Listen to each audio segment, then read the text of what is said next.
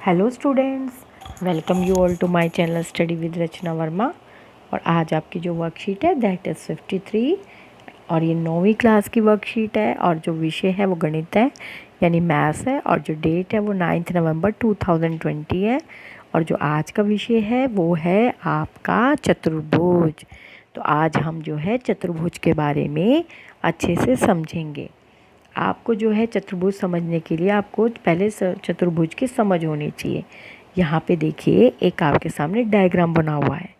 लिखा है कि किसी समांतर चतुर्भुज का एक विकर्ण उसे दो जो है सर्वसम त्रिभुजों में विभाजित करता है। आप इस आकृति को देख ही रहे हैं। तो यहाँ पे जो है ए बी और सी और डी जो है एक समांतर चतुर्भुज है और जो इसमें ए सी है जो इसमें बच्चों ए सी है, यहाँ पे देख सकते हैं आप, जो इसमें ए सी है वो आपका जो है एक विकर्ण है, ठीक है, जिसे आप इंग्लिश में डायगोनल कह सकते हैं। ठीक, यहाँ पर ठीक है। अब यहाँ पे है कि जो आपका त्रिभुज है ए बी और आपका सी, ठीक है, ए बी सी जो आपका त्रिभुज है वो आपका जो है सी डी ए भी एक त्रिभुज है। तो आपका सी डी ए कहाँ है? सी डी ए, ठीक है बच्चों। तो ये बन गया ना, ए ऐसे करके ऐसे और आपका जो है सी डी और ए, तो ऐसे ही आपका ये बन गया। तो ये आपका जो है सर्वसम त्रिभुज है, यानी ए बी सी और सी डी ए एक सर्वसम त्रिभुज है। अब यहाँ पे कहा गया है कि ए बी सी, ए और बी और सी डी और ए की जो संगत भुजाएं हैं और कोण हैं वो बराबर होंगे। तो यहाँ पे आपके लिए दिया गया है कि यहाँ पर है जैसे ए बी, यहाँ पर ए बी है और is equal to C D, यानी कि और बी सी और ये हो गया आपका ए डी।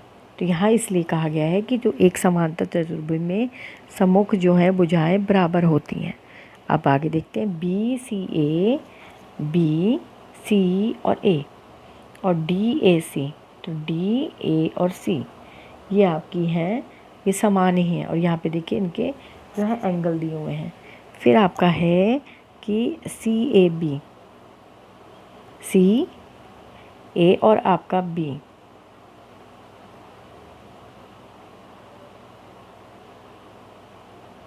ठीक है, सी ए और बी। अब फिर ए सी बी, तो ए सी और डी, ए सी और डी ऐसे बना ना, ठीक है। अब आता है कि जो आपका एंगल है ए बी और सी वो बराबर है सी डी और ए के, ठीक है। तो एक समांतर चतुर्भुज में सम्मुख कोण बराबर होते हैं।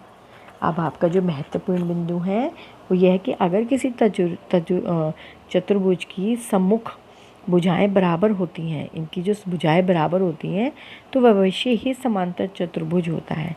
आप देख सकते हैं जैसे पी क्यू आर और एस, पी क्यू आर और एस में जो पी क्यू है वो बराबर है आर एस के और जो क्यू आर है वो बराबर है आपकी पी एस के। तो यानी एक समांतर चतुर्भुज होगा ये। तो चतुर्भुज पी क्यू आर एस अवश्य ही समांतर चतुर्भुज होगा। तो इस तरह से आप अगले भी देख सकते हैं पॉइंट।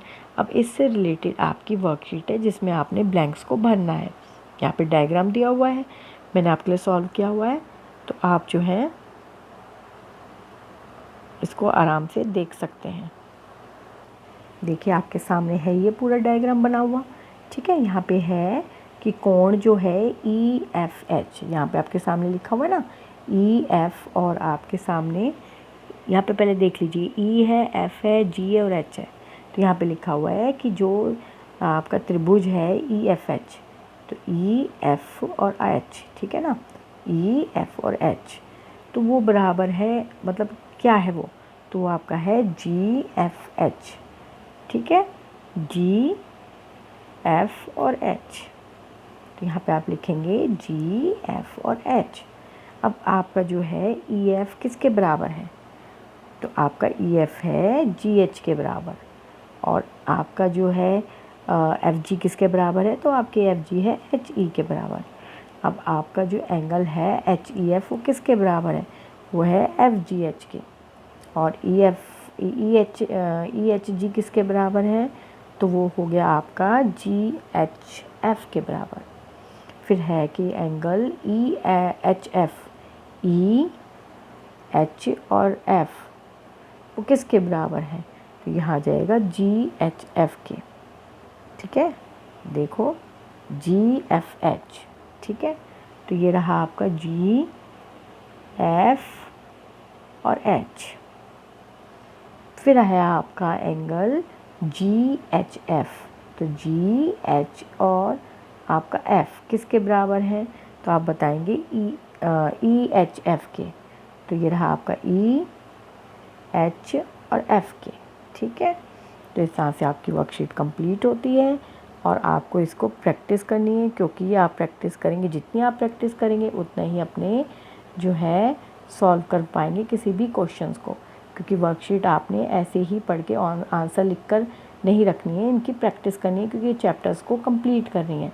तो बच्चों, वर्कशीट अच्छी लगी है तो आप प्लीज़ सब्सक्राइब करें चैनल को। And thank you so much for watching my video.